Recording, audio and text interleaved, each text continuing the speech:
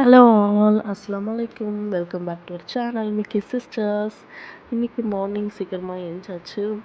அப்படியே சுற்றி பார்த்துட்டு இந்த வியூ ரொம்ப அழகாக இருக்கேன்னு பார்த்துட்டு பிரேக்ஃபாஸ்ட் என்ன பண்ணுறது, டின்னர் லன்ச் எல்லாம் என்ன பண்ணுறதுன்னு யோசிச்சுட்டு இருந்தேன்.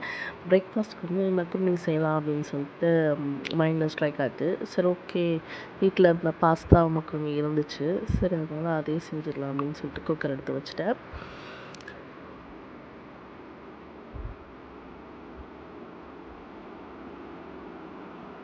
இந்த ரெசிபி ரொம்ப சீக்கிரமாக டக்கு செஞ்சு முடிச்சிடலாம்.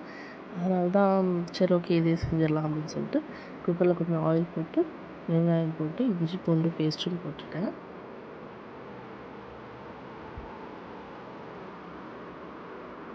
தக்காளி எல்லாம் போட்டு நல்லா வதக்கிட்டு உப்பு, அதுக்கப்புறம் மஞ்சள், மிளகாய்த்தூள், சிக்கன் 65 மசாலா இதெல்லாமே ஆட் பண்ணி நல்லா மிக்ஸ் பண்ணிட்டேன்.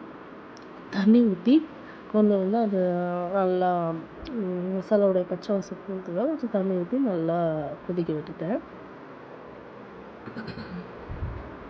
மக்ருனி கூடயே சீஸ் சாஸ் சேர்த்து சாப்பிட்டா நல்லாயிருக்கும் அப்படின்னு சொல்லிட்டு தோணுச்சு. செஞ்சுட்டே இருக்கும்போது அந்த ஐடியா வந்துச்சு. சரி ஓகே ஃபஸ்ட்டு மக்ருனி முடிச்சிடலாம்னு சொல்லிட்டு மக்ருனி வந்து நல்லா கழுவி அதை வந்து அந்த மசாலாவில் வந்து சேர்த்துட்டேன்.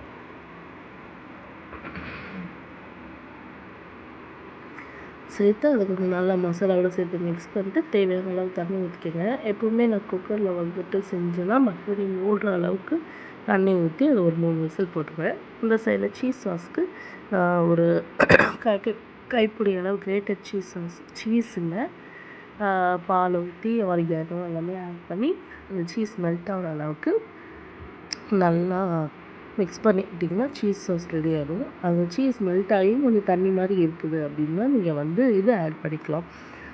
கார்ன்ஃப்ளவர் மாவு கொஞ்சம் வந்து தண்ணி கரைச்சி வச்சுக்கோங்க சைடில். பாருங்கள் சீஸ் வந்து நல்லா திக்காக வந்துருச்சுன்னா இட்ஸ் ஓகே ஃபைன்.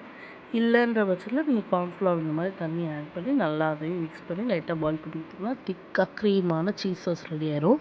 இதுக்கு டொமேட்டோ சாஸ் எல்லாம் அன்ஹெல்தி அப்படின்னு சொல்கிறதா நீங்கள் இது கூட நீங்கள் வந்து ஆட் பண்ணிக்கலாம், ரொம்பவே டேஸ்ட்டாக இருக்கும். அவ்வளோதான் மக்ருனி ரெடி ஆயிடுச்சு. சைடில் லஞ்சுக்கும் அரைச்சி வச்சுட்டு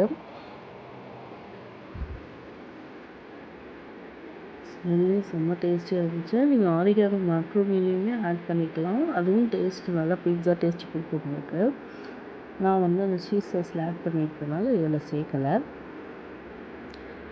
நல்லா சூடாக இருக்கிறதோடய சாப்பிட்லான்னு சொல்லிட்டு ஒரு பிளேட்டில் அதை வந்து ட்ரான்ஸ்ஃபர் பண்ணிவிட்டேன். நல்லா அடி பிடிக்காமல் அழகாக சூப்பராக வெந்து வந்துருச்சு பாருங்கள் மக்ருனி.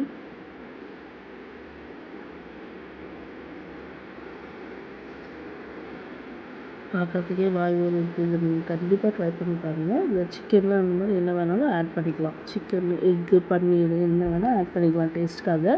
நான் டக்குன்னு செய்யணுமே அப்படின்னு சொல்லிட்டு வீட்டில் இருந்ததை வச்சு செஞ்சுட்டேன். இதை ஒரு பிளேட்டுக்கு ட்ரான்ஸ்ஃபர் பண்ணிட்டு நம்ம ரெடி பண்ணி வச்சுருக்க சீஸ் சாஸையும் இதுக்கு மேலே வந்து அப்ளை பண்ணி மிக்ஸ் பண்ணி சாப்பிட்டு பார்த்தா சரியான டேஸ்ட்டில் இருந்துச்சு. நீங்களும் கண்டிப்பாக ட்ரை பண்ணி பாருங்கள். ரொம்ப ரொம்ப டேஸ்டியாகவும் இருக்கும். குழந்தைங்க வந்து பெரியவங்க வரைக்கும் எல்லாருக்குமே ரொம்ப ரொம்ப பிடிக்கும். அதனால் மஸ்ட்டு ட்ரை. ஓகே.